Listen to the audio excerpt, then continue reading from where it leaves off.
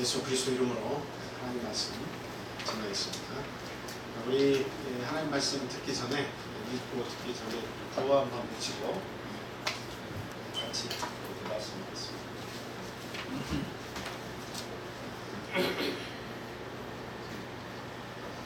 구호 준비! 야! 네, 약합니다. 구호 준비! 시작! 하나님의 말씀을 나의 생명 양식으로 삼아 가족을 구원하고 이웃을 구원하는 축복된 인생을 살자! 축복된 인생을 살자! 아멘. 본문 말씀 찾아보겠습니다. 마가복음 5장에 있는 말씀입니다. 마가복음 5장 35절에서 41절 있는 말씀입니다. 35절에서 41절까지 있는 말씀입니다.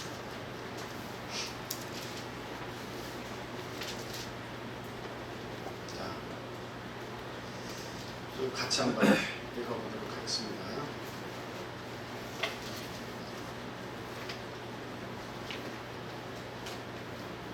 저 구절이에요.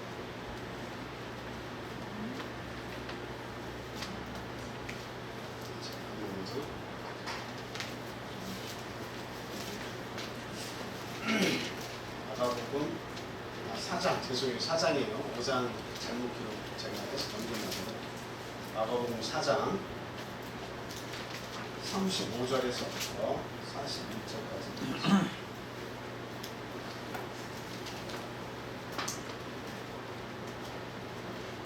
같이 읽겠습니다. 시작. 그날 저물 때에 제자들에게 이르시되 우리가 저편으로 건너가자 하시니 그들이 우리를 떠나 예수를 배에 계신 그대로 모시고 가매 다른 배들도 함께하더니 큰 광풍이 일어나며 물결이 배에 부딪혀 들어와 배에 가득하게 되었더라. 예수께서는 고물에서 베개를 베고 주무시더니 제자들이 깨우며 이르되 선생님이여 우리가 죽게 된 것을 돌보지 아니하시나이까 하니 예수께서 깨어 바람을 꾸짖으시며 바다더러 이르시되 잠잠하라 고요하라 하시니 바람이 그치고 아주 잔잔하였더라. 이에 제자들에게 이르시되 어찌하여 이렇게 무서워하느냐 너희가 어찌 믿음이 없느냐 하시니 그들이 심히 두려워하여 서로 말하되 그가 누구이기에 바람과 바다도 순종하는 것 하였더라.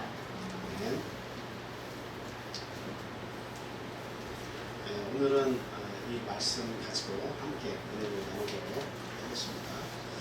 지금 이제 예수님께서 행하신 기적의 시리즈를 저희들 공부를 하고 있습니다. 오늘은 네 번째 기적의 말씀이고요. 참 오늘 저에게 어떤 영적인 은혜를 또 어떤 그런 가르침 주시는 교훈에 함께 기교를 주시길 바랍니다. 예수님께서 제자들과 함께 이 배를 탔는데요. 그 배를 타고 갈릴리 바다에 들어서서 어두움이 이제 다가오는 그 시기에 광풍이 불었습니다. 광풍 그 자체가 무엇을 얘기합니까? 미친 바람이라는 뜻이죠. 그러니까 아주 막 바람이 거세게 불어가지고 이 배가 뒤집히는 직전까지 가게 되었습니다.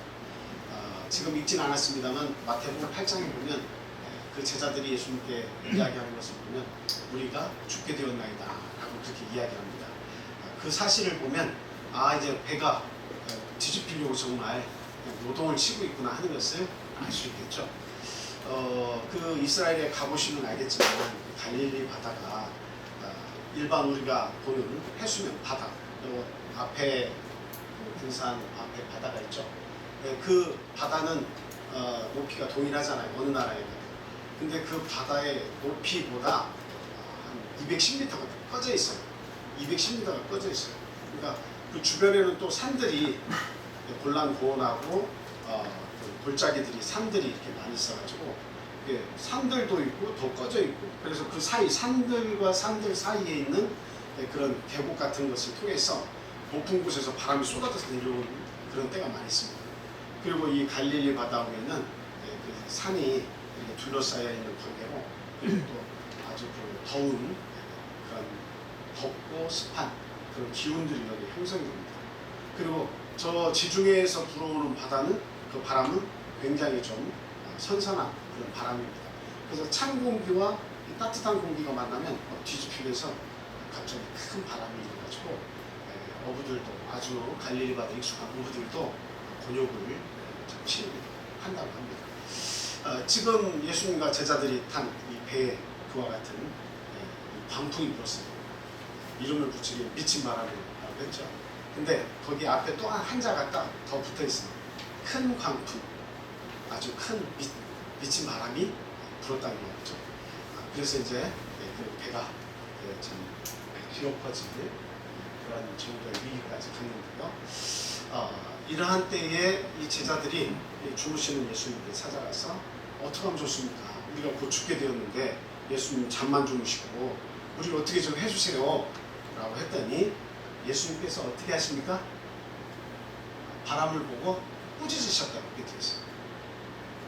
사람에게 대해서는 꾸짖을 수도 있고 짐승과 내가 키우는 동물에게는 꾸짖을 수가 있지만 바람에 대해서 꾸짖는다고 그 바람이 멈춥니까? 여러분들은 바람에 대해서 바람아 잠잠해라 그렇게 하실 수 있어요? 만약에 그런 분이 있다면 그런 사람은 사람들한테 어떤 취급당해요? 미친 취급당하죠. 바보 취급이 아니라 미친 취급당해요. 미쳤구만, 지금 미쳤어, 단단히 미쳤어, 그런 취급을 당할 수 있습니다. 그리고 또 그 성난 파도에 대해서 잠잠하라 라고 말씀하셨습니다. 어떻게 파도에 대해서 말씀하실 수가 있죠? 그런데 그 모든 생명이 없다고 생각한 바람과 이 파도, 이 모든 것들이 어때요? 다 그 예수님의 말씀을 듣고 다 순종했습니다. 아주 잠잠해졌습니다. 그러니까 제자들이 깜짝 놀란 거죠. 도대체 이분이 누구시길래 바람과 바다도 이렇게 잔잔해질 수가 있는가 라고 아주 두려워하고 놀랐다는 이야기가 오늘 말씀의 목적입니다. 이 말씀을 통해서 저는 두 가지를 여러분들에게 말씀을 드리려고 합니다. 첫 번째는 무엇이냐면 우리 인생에 광풍이 있다는 것을 알아야 한다라고 하는 것을 말씀드립니다. 저와 여러분의 인생 속에 미친 바람이 불 때가 있었고 또 지금 부는 그런 분도 있고 그리고 앞으로도 그 미친 바람은 우리의 삶 속에 찾아올까요? 찾아오지 않을까요? 안 찾아왔으면 좋겠어요. 그쵸? 그건 누구라도 다 같은 바람이에요. 광풍, 그 미친 바람과도 같은 큰 광풍이 그 인생의 삶 속에, 우리의 인생의 삶 속에 찾아오지 않기를 우리 간절히 소망합니다. 그 광풍은 뭐예요? 아주 내가 생각지 않은 일, 생각하기도 싫은 일, 아주 그냥 고통스러운 일, 그리고 나를 절망으로 인도하는 그런 일, 내가 보고 싶지 않은 그런 일들이 내 삶 속에서 찾아오더라 라고 하는 겁니다. 근데 어느 누구도 그것을 쉽게 인정하려고 하지 않습니다. 그리고 뭔가 종교를 의지해가지고 내가 예수를 믿으니까, 내가 또 부처를 믿으니까 그와 같은 어떤 광풍이 내 인생을 좀 피해가기를 바라는 그런 참 유행을 바라기도 합니다. 근데 그것 자체가 잘못된 거죠. 광풍이 없는 곳에서 살고 싶다고 하는 그 전제 자체가 잘못이다라고 하는 겁니다. 우리 인생이 분명히 알아야 될 것은 인생은 광풍을 만날 수밖에 없어요. 그것을 빨리 인정하는 것이 대단히 중요하다 이렇게 말씀을 드릴 수 있습니다. 여러분, 하나님께서 우주 만물을 지으셨습니다. 그리고 이 조그마한 지구도 만드셨어요. 근데 그 만드신 지구에만 우리 인생이 삽니다. 그런데 이 지구에 살면서 여러분 태풍이 일어요, 안 일어요? 좀 태풍 좀 안 일었으면 좋겠어요. 막 사이클론, 그것도 태풍과 같은 건데 이름이 다른 거죠. 그 광풍에 이름을 붙이는 거예요. 사이클론 없었으면 좋겠어요. 미국에 막 중부를 강타하는 토네이도 없었으면 좋겠습니다.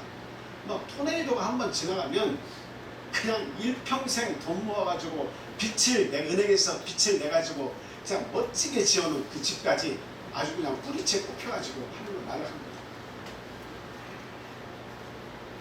앞으로 그 빚만 남고 살 집은 없어지고 또 사람도 죽고 아무리 대비를 한다고 해도 너무 큰 광풍이 지나가서 자식도 잃어버리고 부모도 잃어버리고 집도 다 날려버리고 자가용도 다 날려버리고 아주 살 소망 자체를 다 끊어버리는 그런 일들이 우리 삶 속에 일어나더라는 거예요. 하나님께서 지으신 세상인데도 불구하고 그 세상 속에서 이와 같은 일들이 일어난다고 하는 것은 우리 인생이 이 세상에서 살 때 무엇을 만날 수 있다는 것을 이야기합니다. 광풍과 같은 일들을 만날 수 있다고 하는 것을 말해준다. 이렇게 설명을 할 수가 있습니다. 참 이게 대단히 중요해요. 그것을 인정하는 데서부터 진짜 신앙이 싹트는 거예요. 네. 그거 인정하지 못하면 신앙이라고 하는 것이 들어올 틈이 없습니다. 그냥 항상 왜 이와 같은 일이 나에게 일어났을까? 왜 내가 이런 일을 만나야 할까? 나는 최선을 다하고 선을 행하면서 살려고 노력하고 어떤 누구에게도 해코지 하지 않고 나는 정직하게 살려고 하는데 왜 나는 이런 광풍을 만나야 돼? 라고 우리가 생각할 때가 많이 있어요. 억장이 무너집니다. 너무 고통스럽습니다. 정말 어떤 사람들은 잘못을 행하면서도 저렇게 떵떵거리면서 저렇게 행복하게 웃으면서 고난도 당하지 않고 잘 사는 사람들이 있는 것 같은데 왜 나는 그런 고통을 만나면서 살아야 하느냐? 왜 미친 바람이 내 인생을 이렇게 구겨놓을까 할 때가 많이 있습니다. 근데 그 생각만 계속하고 있으면 하나님이 내 안에 들어올 수 있는 통로가 없어요. 온통 불만과 고통이 내 삶을 이게 붙들고 있기 때문에 하나님께서 들어와서 그 마음을 녹여주시고 그 속에 들어와서 소망을 다시 주시고 생명의 씨앗을 싹트게 하시고 그리고 부활에 대한 소망과 천국에 대한 그 기쁨과 소망을 가지고 살 수 있는 기회가 옵니다. 그러니까 우리는 무엇을 먼저 인정해야 됩니까? 나에게 분 광풍에 대해서 인정하는 것을 배워야 된다. 나에게 분 광풍에 대해서 인정을 해야 되고 할 수밖에 없다는 것을 알아야 됩니다. 제가 살면서 저는 아버님 없이는 살아도 어머니 없이는 못 살겠다 그런 생각을 많이 했습니다. 아버지를 싫어서가 아니라 만약에 누구하고 산다면 어려서부터 하는 생각이 나는 진짜 늙을 때까지 우리 엄마와 함께 살아야겠다 이런 생각을 많이 했어요. 물론 아버님도 살아계시면 같이 모시고 살아야겠다고 생각을 했습니다. 근데 이왕 만약에 누군가 돌아가신다면 아버님 먼저 돌아가시고 그 다음에 어머님이 돌아가시면 좋겠다. 어머님은 나하고 좀 오래 살았으면 좋겠다. 그런 생각을 많이 했습니다. 그런데 거꾸로 되세요. 어머님께서 먼저 돌아가셨어요. 근데 어머님께서 돌아가셔도 이게 참 그냥 어떻게 때가 돼서 돌아가신 것이 아니라 하나님의 때는 맞지만 하나님의 계획이 있으니까 데려가셨겠죠. 그러나 제 인생이 생각한 내 때 광풍이 불어서는 안 된다고 생각한 그때에 주님이 데려가셨어요.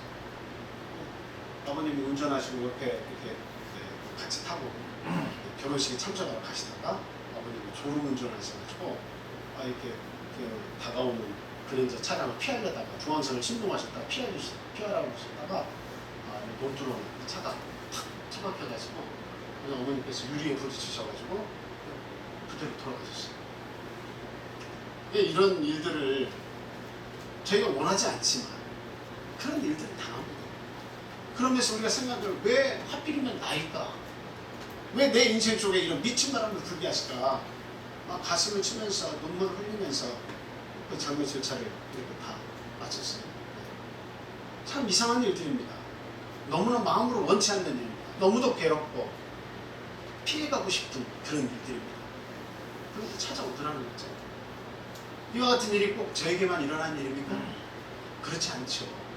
사람이라면 하나님께서 이와 같은 정말 이런 일들, 내가 생각지 않은 일들, 원하지 않은 일들, 그리고 전혀 계획이 없었던 일들이 우리의 삶 속에 갑작스럽게 찾아오는 거예요. 형제가 먼저 죽기도 하고, 그리고 부모님은 안타깝게도 자기보다 먼저 자식을 떠나보내는 것을 봐야 될 때도 있고, 그리고 가까운 친지들이나 그리고 가까운 가족들이나 그리고 가까운 이웃과 내가 사랑하는 친구들 하나씩 나보다 먼저 떠나는 그런 모습들을 우리가 지켜보면서 살아야 할 때도 많이 있습니다. 그럼 그와 같은 일들이 꼭 그러한 주변에 있는 사람들에게만 일어나는 법이 있습니까? 그렇지 않지. 우리들에게도 일어난다라고 하는 사실. 그래서 이 장면을 우리가 한번 가만히 생각해 보세요. 제자들만 탔습니까? 아니면 거기에 누구도 함께 계십니까? 예수님이 함께 계세요. 근데 예수님과 함께 계신 그 배에도 뭐가 불더라는 거예요? 예수님이 함께 계심에도 불구하고 성난 바람이 불더라는 겁니다. 파도가 세차게 불어서 예수님께서 타고 계시는데, 그리고 또 피곤하셔서 말씀을 증거하다가 배에 타셔가지고 좀 쉬시려고 하는데, 그 배 고물에서 베개를 메고 주무시는 그 가운데에도 그 잠을 해방하는 그 파도가 불더라라고 하는 겁니다. 이것을 통해서 우리에게 주시는 교훈은 우리가 예수를 선택하고 예수 그리스도의 은혜를 내가 신뢰하고 그리고 그분을 전적으로 의지하면서 살겠다고 하는 그러한 믿음을 선택했다 할지라도 그 예수님과 함께하는 믿음의 삶 속에도 뭐가 찾아올 수 있다는 겁니까? 광풍과 같은 일이 찾아올 수 있다고 하는 사실입니다. 반드시 찾아와요. 그러니까 그것을 반드시 찾아온다고 하니까 이거 앞으로 어떻게 하나, 광풍 찾아오면 어떻게 해. 목사님 말씀하신 것 같은 그런 무시무시한 일들이 내 가족 간에서 일어나면 어떻게 해. 그러면 안 되겠죠. 열심히 기도해야죠. 또 일어난다 하더라도 어떻게 해야 돼요? 그것을 인정을 해야 돼요. 그리고 인정 안 할 수가 없어요. 막상 그 일이 일어나면 되돌릴 거예요. 어떻게 할 거예요? 인정을 안 할 수가 없어요. 근데 그것을 빠르게 인정을 하고 그리고 그것을 어떻게 감사의 조건으로 해석할 수 있느냐, 그것이 관건이에요. 나에게 일어난 무수한 고통스러운 일을 믿음이라고 하는 것이 들어와서 그것을 재해석할 수 있게 해서 그 일이 꼭 나쁜 것만이 아니라 하나님의 뜻이 거기 있고 나에게 이와 같은 교훈을 주시기 위함이구나 하는 것을 캐치해낼 수만 있으면 그 인생을 살아나갈 힘을 얻게 되는 겁니다. 그래서 그 죽음도 넘어갈 수가 있는 거예요. 이와 같이 우리 인생 속에 찾아오는 광풍이 있음을 우리는 분명히 알고 또 그와 같은 일이 나에게도 찾아올 수 있다고 하는 사실을 인정해야겠습니다. 그래서 간혹 보면 이런 분이 있어요. 저도 목회를 지금 한 20년 가까이 했는데 그 어떤 고난을 딱 만나면 그냥 작은 고난이든 큰 고난이든 특히 어떤 인간 사람 관계에서 인간의 관계 서로 사람과 사람의 관계에서 어떤 아픔이 있으면 일단 교회부터 안 나오구만. 그냥 주변에서 뭐라고 하냐면 야 너 교회 다니는데 왜 그런 일 있어? 너 교회 다니는데 왜 싸워? 사람만 맨날 외치는 그 교회는 왜 나가가지고 왜 싸워? 왜 싸워? 하면서 그럴 것 같으면 교회 나가지 마. 너 왜 교회 나가냐?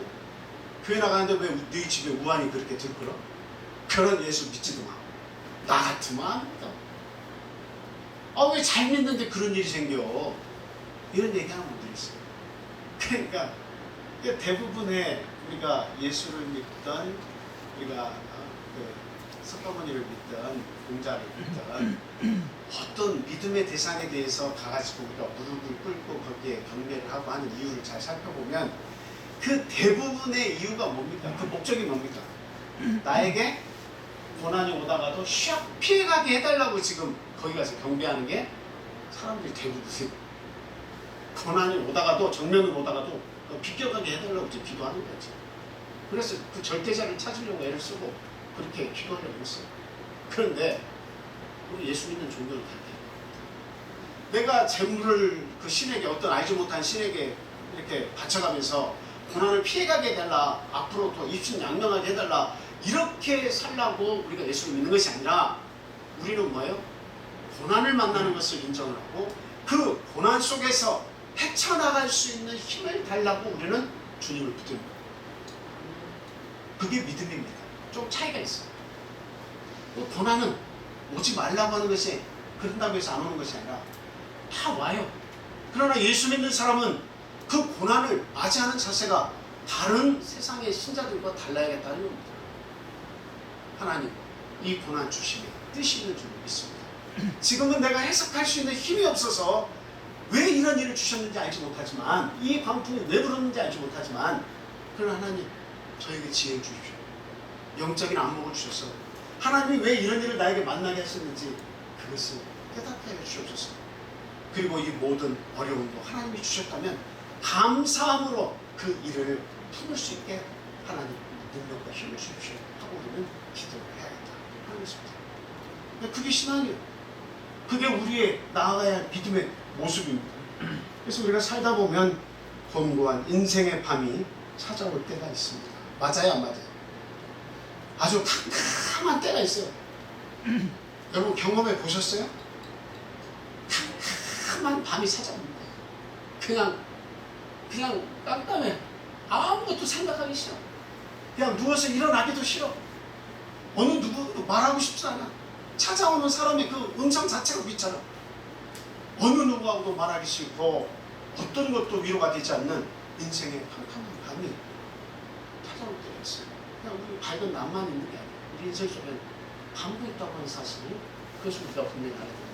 시편 77편 따뜻한 문화적으로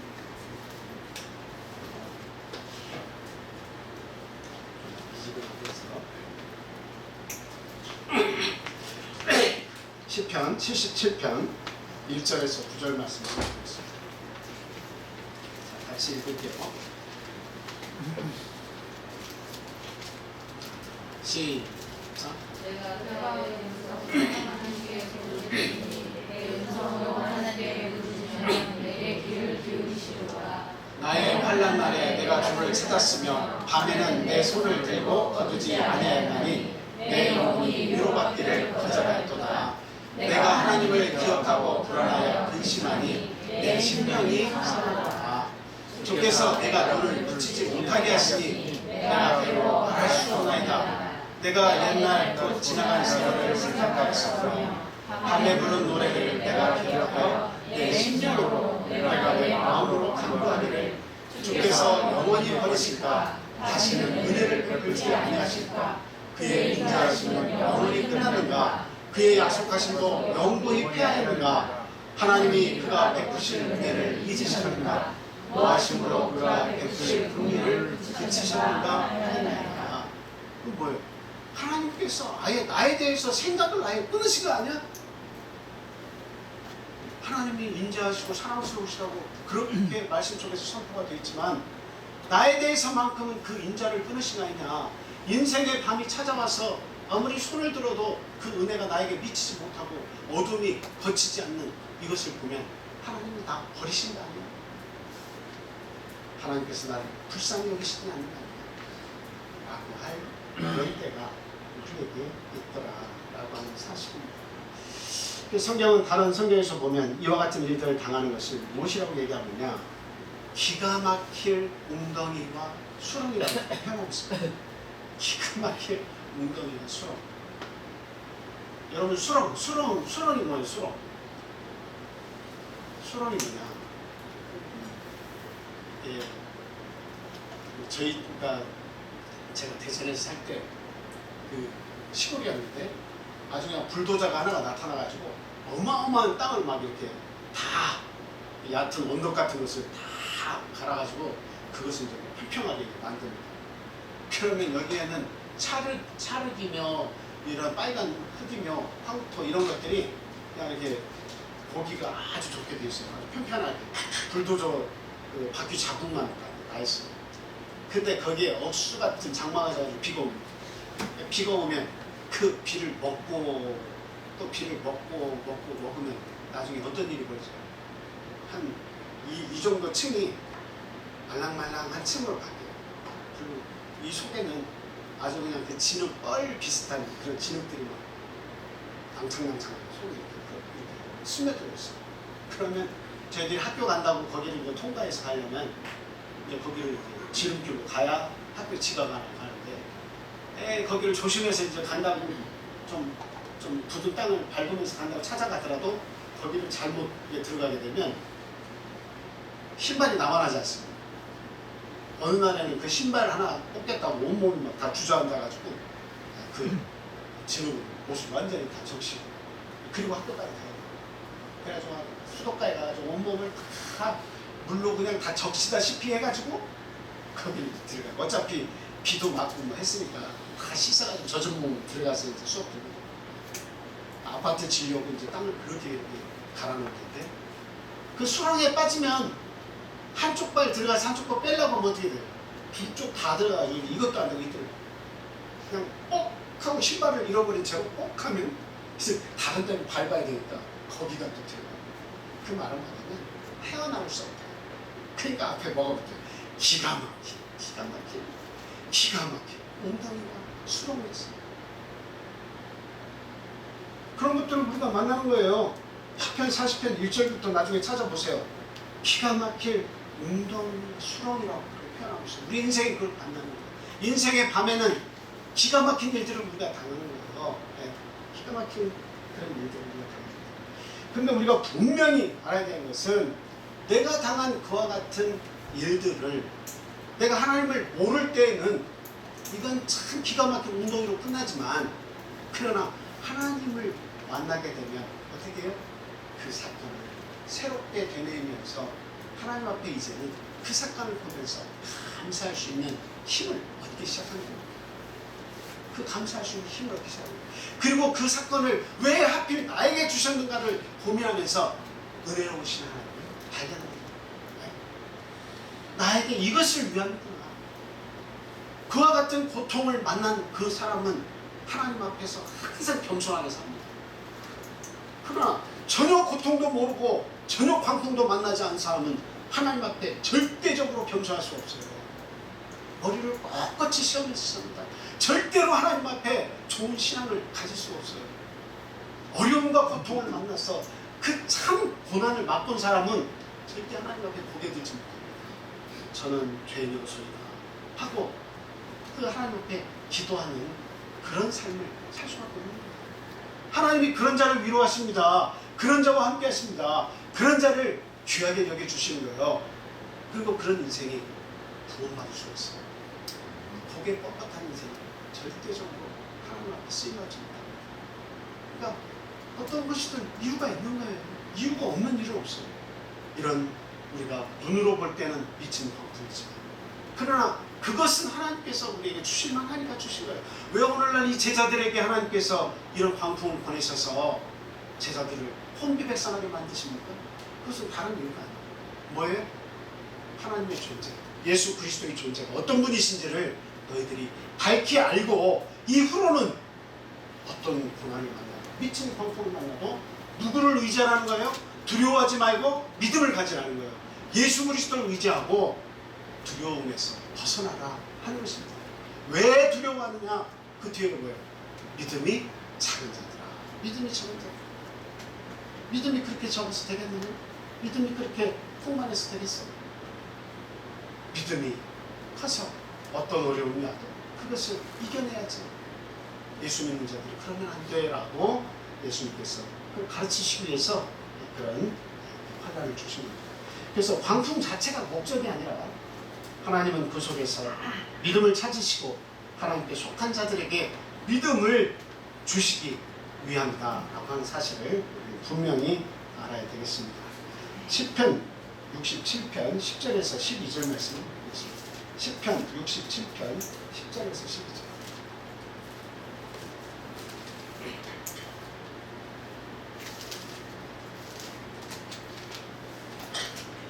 시편 67편입니다. 10절에서 12절 말씀.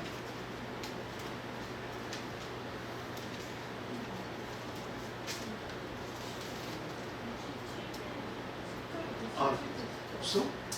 죄송합니다. 그러면 제가 한번 성경 찾아볼게요. 간혹 그래도 실수하는 목회자가 나아요. 아주 완벽하면 거기가 살려서 힘들어집니다. 실수도 해야죠. 자, 66편이에요. 자, 10편 66편 10절에서 12절 말씀. 죄송합니다. 자, 10편 66편 10절에서 12절. 자, 같이 시작. 하나님이여 주께서 우리를 심으시되 우리를 단련하시기를 은을 단련함 같이 하셨으며 우리를 끌어 그물에 걸리게 하시며 어려운 짐을 우리 허리에 메어두셨으며 사람들이 우리 머리를 타고 가게 하셨나이다.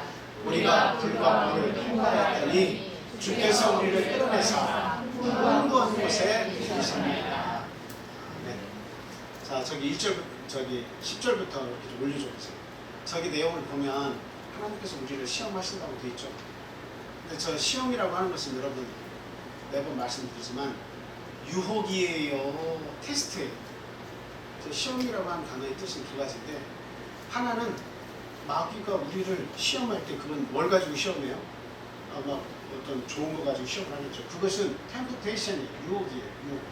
근데 하나님께서 우리를 시험하시는 것은 너 이거 해봐, 이거 하면 너 좋을 수 있어 하다가 확 넘어져가지고 막 코가 깨지게 하시는 게 목적이, 그거는 유혹이에요. 근데 저기서 시험은 어떡하는 거예요? 테스트예요, 테스트. 여러분 초등학교 때 가가지고 쪽지 시험 하루에 한 번씩 꼬박꼬박 보잖아요. 그 테스트입니다. 그 테스트는 왜 하는 거예요? 테스트는 왜 하는 거예요?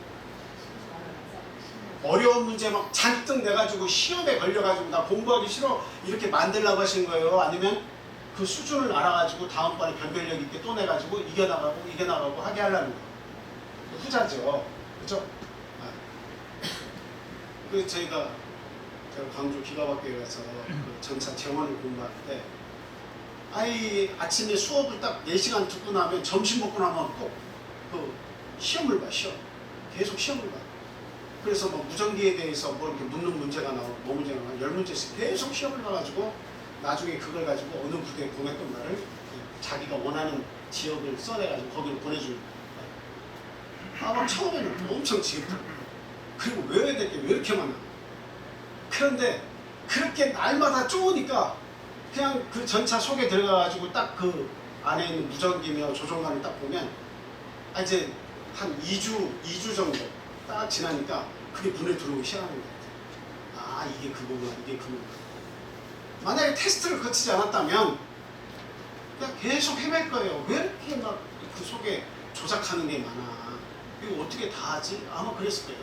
그런데 날마다 10문제지만 테스트를 하고 5점을 맞다가 6점을 맞다가 7점을 맞다가 나중에는 똑같은 거 반복해서 보니까 나중에는 10점 그냥 맞아. 너무도 쉬워. 처음에는 그게 어려운 것 같고 필요 없는 것 같은데 나중에 보니까 다 피가 되고 살이 되더라고요. 그래서 하나님은 우리를 시험하시는 거예요. 그런데 그 시험의 목적이 무엇이냐면 우리를 단련하시는 데 있는데, 우리를 은과 같이 단련하신다. 은 단련할 때 어떻게 해요? 금 단련할 때 어떻게 해요? 밑에다가 엄청난 뜨거운 불을 가열을 해가지고 그 은을 단련시키죠. 왜 단련시키는 거예요? 아주 99.9%의 순수한 은을 꺼내기 위해서 같이 단련하는 거예요. 근데 하나님께서 우리 인생들에게 그와 같은 시험을 주시는데, 아주 뜨거운 그런 시험을 주시는데 어떻게 우리를 고통스럽게 하시냐? 우리를 끌어들여서 그 물에 걸리게도 하신대요. 사람에게, 여러분 사람 그물에게 한번 걸려보셨어요? 한번 걸려보시길 원합니다. 이 말은 제가 안 합니다. 걸려보신 분들이 많이 계세요. 참 사람에게 속아가지고 사기를 당하는 거 한번 생각해보세요. 그 인생의 그물에 걸려가지고 허우적거리던 그 시간이며 그냥 막 안에 있는 장기가 아주 어떻게 훼손될 것처럼 그렇게 쓰라렸던 밤잠을 설쳐가면서 그 고통스러운 나날을 보내야 되는, 그때를 한번 생각해보세요. 근데 그거 다 어떻게, 왜 그러신 거예요? 하나님께서 저와 여러분들에게 필요하니까 그 인생의 그물을 걸리게 하신 거예요. 저도 한번 경험을 하고 나니까 정신이 바짝 들더라고요. 이렇게 사람 쉽게 믿는 것이 아니구나. 지혜롭게 사람을 도와도 지혜롭게 도와야 되는구나. 지식도 생기고 지혜도 생기고 힘도 생기고. 그리고 어려운 짐을 우리 허리에 메어 두셔가지고, 허리에 메어 두시면 그나마 내가 서 있는 것도 허리가 아파 죽겠는데 이 허리에다가 어려운 무거운 짐을 달아가지고 제대로 걷지도 못하게 그렇게 하시는 거죠. 그리고 사람들이 우리 머리를 타고 가셔야 하셨다는 건 뭐예요? 전쟁이나 어떤 어려운 일이 일어나고 6.25 전쟁 때 같은 거, 사람들이 아파서 쓰러지고 넘어지고 자빠지고 그 위에 수레들이 넘어갑니다. 호흡이 헐떡해서 그 죽어가게 생겼는데도 그 등을 사람들이 밟고 넘어갑니다. 우리 머리를 타고 가게 하고 우리 머리를 밟고 지나가게 그렇게 하시는 거예요. 우리 인생에 저런 일을 당합니다. 더 올려보세요. 그 다음의 말씀들을, 그 다음에 불과 물을 통과하게 하셨다. 결과적으로 우리가 지나가는 것은 불과 물은 무엇을 얘기해요? 곧 죽음을 얘기하는 거예요. 죽음과 가까운 그와 같은 곳에 갔다가 오게 하시는 것이 불순물을 제거하는 일입니다. 평안할 때는 믿음이 생겨요, 안 생겨요? 생겨요, 안 생겨요? 평안할 때 좋은 믿음이 생겨요, 안 생겨요? 잘 안 생깁니다. 그냥 대답 안 하기로 작정하셨어요? 잘 안 생기죠, 평안할 때. 그런데 아이가 한번 아파봐. 어머니께서 한번 막 어디가 불편하시다고 막 끙끙 앓는 소리를 한번 하셔봐. 어떤 일이라도 당해봐요. 우리 집안에 또 가까운 사랑하는 누구에게 어떤 일이 발생해봐요. 어떤 일이 있을 때 우리 마음이 어때요? 아주 그냥 칼로 슥슥 베는 것 같지 않습니까? 그냥 왜 이런 일이 나에게 이루어졌나. 아주 그냥 하늘이 노래집니다. 하늘이 무너지는 것 같습니다. 그런 일들이 일어나면 즉시 생각나는 게 뭐예요? 우리 신앙인들 같으면 즉시 생각나는 일이 뭐예요? 첫 번째는 뭐냐면 아이고 하나님 살려주세요 라고 하는 말이 쏙 나와요. 그리고 나서 시간이 지나면서 하나님 또 하나 생각해요. 제가 무엇을 잘못했습니까? 이게 생각나요. 하나님 제가 무엇을 잘못했습니까? 하나님 제가 하나님께 잘못한 것이 있으면 말씀해 주십시오. 생각나게 해주십시오. 그 두 가지가 우리 머릿속에 계속 떠오르면서 하나님 곁을 맴돌게 하고 떠나지 못하게 합니다. 그러니까 하나님의 저와 같은 시험, 그 테스트는 하나님이 우리 곁에 계신다고 하는 것을 깨닫게 하시려고 우리에게 주시는 것이지 결코 우리에게 재앙을 주시려고 그렇게 하시는 것이 아니시다. 예레미야서 29장에 있는 말씀 한번 찾아볼게요. 예레미야서 29장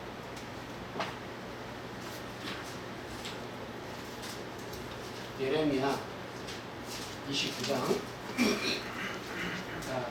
11절 말씀 12절 저기 있는 것까지 다 읽겠습니다. 13절까지 12절이 괜찮아요. 11절 12절 말씀 다 같이 읽겠습니다. 10절부터요. 10절부터 거기 아닌데 10절이 아니고 11절 12절 시작. 여호와의 말씀이니라. 너희를 향한 나의 생각을 내가 아니 평안이요 재앙이 아니니라. 너희에게 미래와 희망을 주는 것이니라.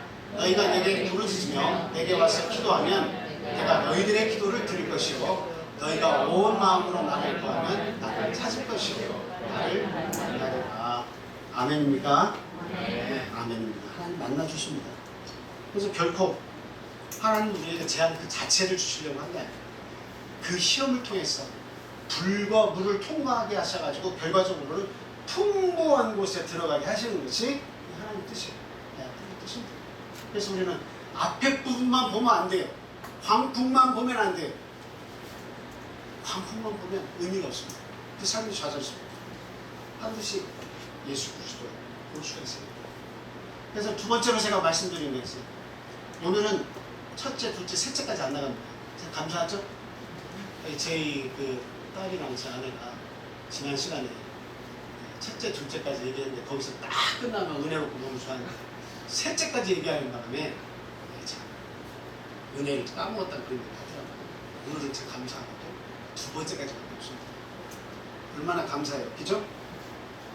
눈치가 안 그러는데 갑자기 셋째까지 만들고 싶은 생각이 들어요. 자, 그래서 우리가 내가 만나는 그 광풍도 인정을 해야 되지만 두 번째로 무엇을 인정해야 됩니까? 우리 예수 믿는 사람들은 내가 탄 인생의 배에 누구도 함께 계심을 믿어야 돼요.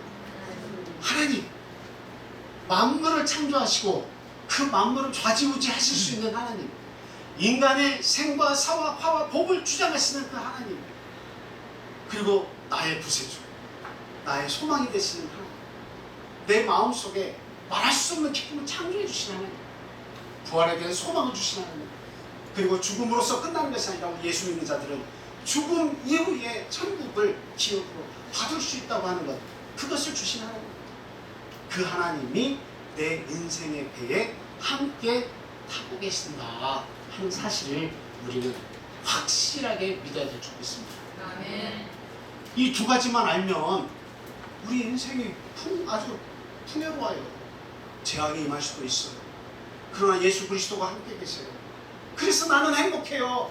나는 그분을 믿어서 이겨낼 수가 있어요 라고 말할 수가 있는 것이다. 근데 중요한 건 뭐예요? 계시는데 알고는 있는데 믿지 못하는 게 이게 문제예요. 안다고 하면서 섣불리 알고 있는 거예요. 미국 텍사스주에 예이츠 유전이라는 것이 있습니다. 세계에서 굉장히 유명한 유전이에요. 하루에 1,900만 리터가 발견당시 생산이 됐대요. 하루에만. 어마어마한 유전이 거기에 숨어있어요. 근데 그 예이츠 유전인데 그 예이츠는 누구냐? 그 집 위에 집을 짓고 살던 사람의 이름이 예이츠예요. 근데 이게 예이츠 바보 유전이라고 하는 별명을 가지고 있습니다. 왜 그러느냐? 그 사람이 목장을 운영하다가 경영난에 허덕이다가 정부에서 주는 보조금 받고 살다가 죽었어요. 근데 어떤 사람이 그냥 어떤 우연한 계기에 땅을 팠는데 땅 얼마 파지도 않았는데 그냥 유전이 펑 터져버린 거예요. 그는 그 땅을 산 그 사람 억만장자가 된 거죠.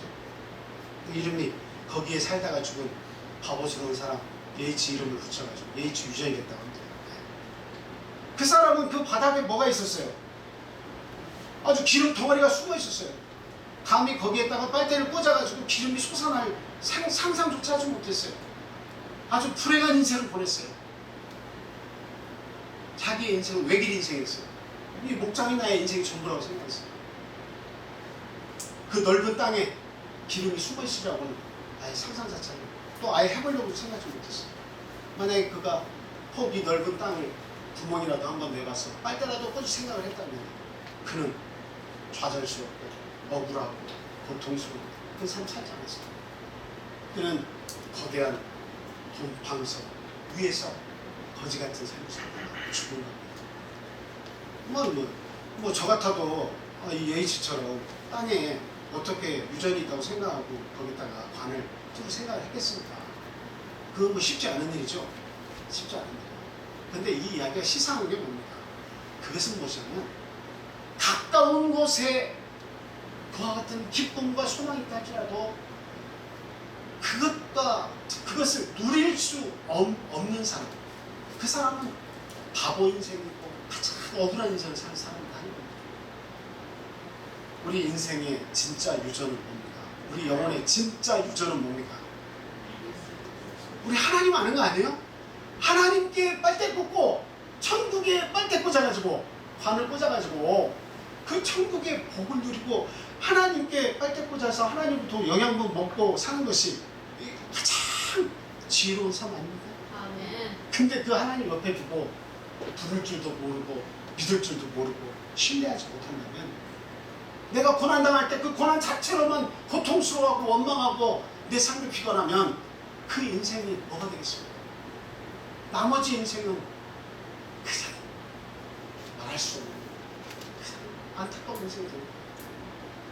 근데 우리 주님이 어떤 경로를 통해서든 내게 오셨다고 하는 사실, 적어도 여기 계신 분은 어떤 경로를 통해서든 우리 예수 그리스도, 우리 하나님을 알게 되신 거예요. 이제는 거기에 관이 거기에 꽂혀있는 거예요. 어떠한 영양분이라도 우리가 예수 그리스도로부터 우리 하나님으로부터 이제는 그 영양분을 받아 먹을 수가 있게 되겠다라고 하는 사실. 그러니 그 예수님과 함께하면서 고난 자체만 봐서 그 고난만 해석하는 것이 아니라 그 뒤에 숨어 계신 우리 예수님이 우리와 항상 함께하고 계시다는 사실을 믿는다면 그 고난쯤은 넘어갈 수 있게 할 수 있다는 겁니다. 그 고난이 두려운 게 아니라 누가 더 두려운 거예요? 그 고난을 창조하시고 우리의 영혼을 멸하실 수 있는 그 하나님이 더 무서운 거 아니겠습니까? 자, 마태복음 10장 한번 말씀 찾아볼게요. 마태복음 10장.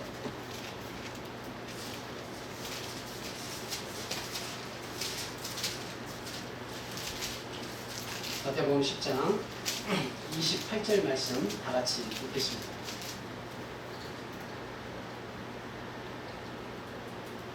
다 같이 읽습니다. 시작. 몸은 죽여도 영혼은 능히 죽이지 못하는 자들을 두려워하지 말고 오직 몸과 영혼을 능히 지옥에 멸하실 수 있는 일을 두려워하라. 아니 광풍이 불어가지고 우리의 몸 죽일 수 있죠. 우리가 생각지 않은 일을 만나서 내 몸이 먼저 세상을 떠날 수 있는 그런 일들도 있습니다. 그런데 우리의 영혼은 그 광풍이 죽일 수 있어요, 없어요? 우리의 영혼 못 죽입니다. 그거 두려워하지 말고 정말 우리가 두려워해야 되는 건 뭐냐? 우리의 오직 몸과 영혼을 능히 지옥에 멸하실 수 있는 그 하나님이 계시다. 그 하나님을 좀 두려워해라라고 하는 겁니다. 하나님을 두려워할 줄 아는 마음을 가져라. 우리 인생들은 우리에게 해코지 날 수 있지만 우리의 영혼을 좌중차할 수 없다. 그러나 하나님은 우리의 영혼을 지옥으로 멸하실 수도 있다고 하는 사실을 기억하라고 하는 사실입니다. 그 뒤에 구절 마태복음 10장 1절 32절 말씀 33절까지 읽어드릴게요. 너희에게는 머리털까지 다 세신 바 되었나니 두려워하지 말라. 너희는 많은 참새보다 귀하니라. 누구든지 사람 앞에서 나를 시인하면 나도 하늘에 계신 내 아버지 앞에서 저를 시인할 것이요. 누구든지 사람 앞에서 나를 부인하면 나도 하늘에 계신 내 아버지 앞에서 저를 부인하리라. 네가 만약에 내가 분명히 존재하는데도 불구하고 나를 시인하지 않으면 나는 너의 머리털을 다 셀 줄도 아는 그런 존재인데 네가 나를 인정하지 않고 시인하지 않는다면 나도 하나님 앞에서 너 시인하지 않겠다. 네가 그러나 나를 시인하고 나를 신뢰하고 믿으면 하나님 앞에서 내가 나를 시인하겠다. 아무리 죄가 많은 우리라도 예수 그리스도를 믿어서 예수 십자가의 공로로 그 죄와 허물이 다 용서받고 하나님 앞에 섰을 때 내가 너를 기쁘게 받아주고 인정해주겠다라고 하는 사실입니다. 우리의 인생은 예수님을 만날 때부터 아주 값진 인생으로 새롭게 변화된 줄 믿습니다. 이제는 값어치 없는 세상에서의 삶이 아니에요. 그 세상 사람들이 무용지물이라는 말이 아니라 그렇게 살다 가는 것은 의미가 별로 없다는 거예요. 100년을 살든 200년을 살든 열심히 먹기 위해서 재미있게 살기 위해서 남들보다 더 잘 살기 위해서 살다 가는 인생은 잠깐 있으면 다 지나가는 거예요. 어차피 지나가는 거예요. 그러나 진짜 우리의 인생은 영원히 우리의 영혼은 사라지지 않습니다. 한번 부여된 그 인생, 하나님께 주신 세상에서 반드시 다시 살게 되어 있습니다. 그와 같은 삶이 우리의 죽음 이후에 있고 우리를 부활하게 해주신 그 하나님이 계시다고 하는 사실을 우리가 분명히 믿고 있을 때 우리가 하나님을 어떻게 인정하지 않을 수가 있겠느냐, 어떻게 시인하지 않을 수 있겠느냐라고 하는 사실입니다. 반드시 하나님이 내 삶 속에 같이 계심을 분명히 믿어야겠습니다. 여러분 타이타닉이라고 하는 그 영화 보신 적 있죠? 저도 좀 가물가물합니다만 저는 그 영화를 잊을 수가 없는 게 제 아내가 가슴에 봉우리가 있어서 원주에서 수술을 받은 적이 있어요. 그때 수술 이렇게 받고 잠깐 있을 때 같이 그 원주에서 제가 보여준 영화가 타이타닉이에요. 근데 그때 타이타닉이 항상 한번 붐을 일으켰다가 가라앉을 마지막 끝무렵이라 가지고 영화관에 갔더니 한 3명 정도밖에 거기서 안 보더라고요. 근데 너무나 감동스럽고 너무나 은혜로워가지고 제가 그 자리에서 2번을 연극을 봤습니다. 나가라고도 안 하더라고요. 사람이 없으니까. 근데 제가 그곳에서 아주 정말 마음에 남는 감동이 되는 두 장면을 이렇게 잊을 수가 없어요. 그 첫 번째 장면 다 비슷할 거예요. 저는 막 그 장면 보고 엉엉 울었습니다. 그 장면이 뭐예요? 악사들이 모두가 다 배가 막 쓰러져 가가지고 근데 막 물이 들어오고 살기 위해서 막 그 보트를 내리면서 구명 보트를 내리면서 서로 타겠다고 하고 막 난리가 막 나죠. 근데 그 악사들도 같이 가려고 했다가 한 악사가 가지 않고 들어와서 바이올린을 연주합니다. 근데 나머지 7명의 악사도 같이 가죠. 총 8명인데 7명의 악사도 다시 돌아가죠. 그래서 연주를 합니다. 그 찬송이 뭔지 아세요? 그 제목이 뭔지 알아요? 네. 내 주를 가까이 하게 합니다. 그 다음은 뭐예요?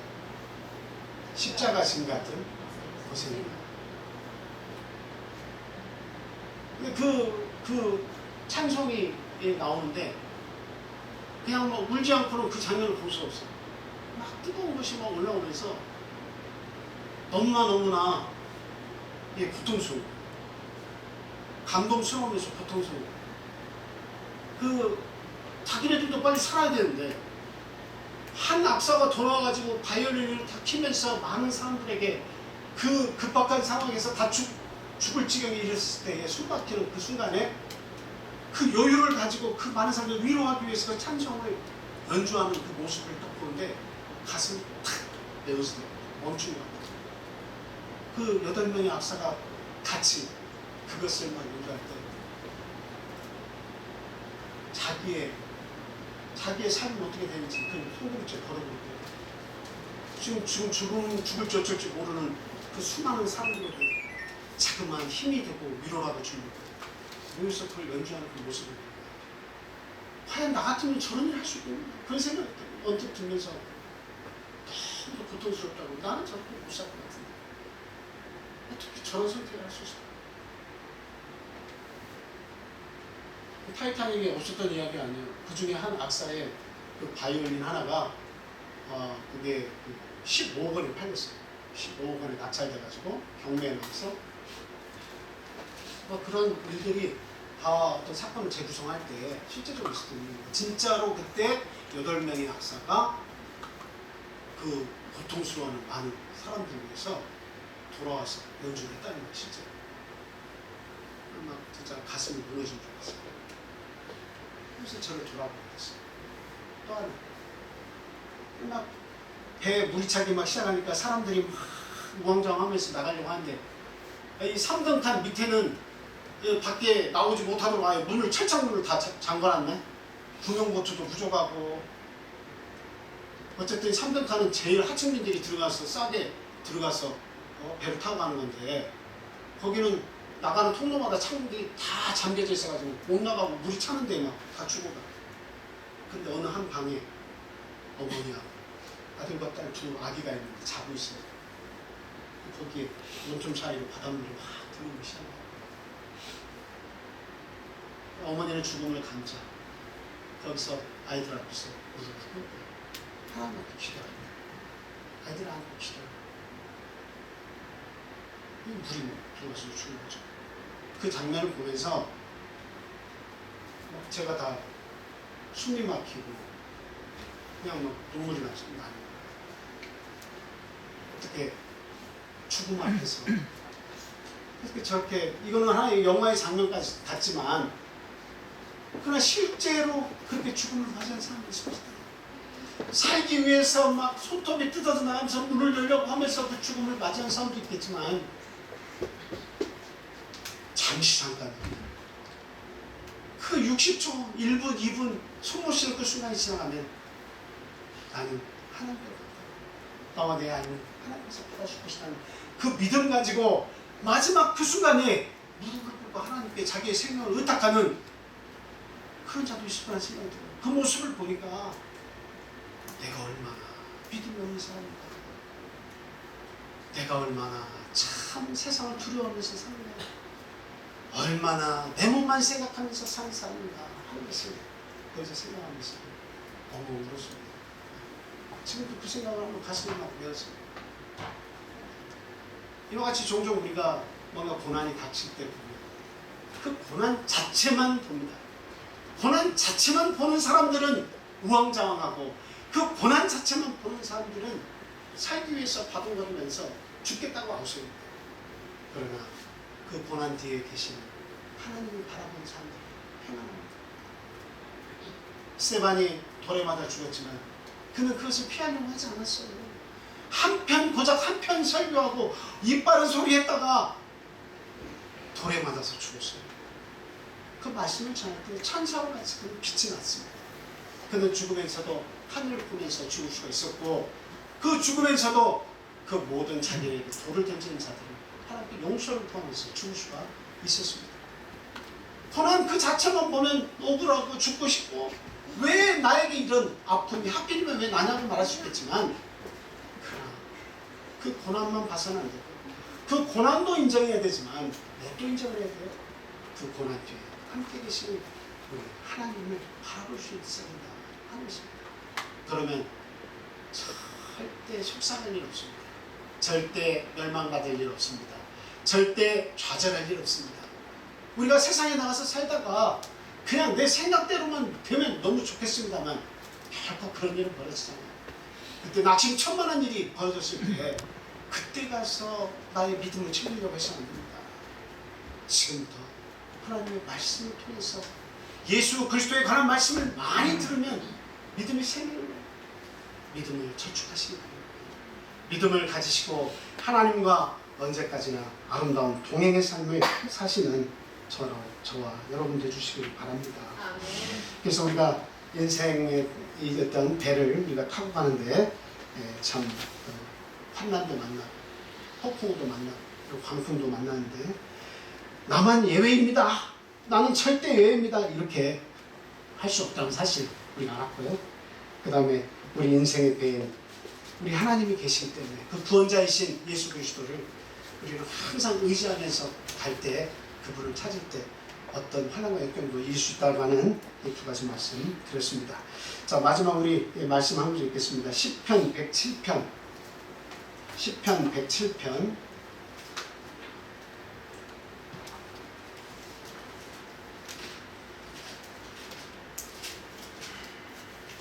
자, 23절부터 30절까지 같이 큰 소리 읽겠습니다. 자, 시작.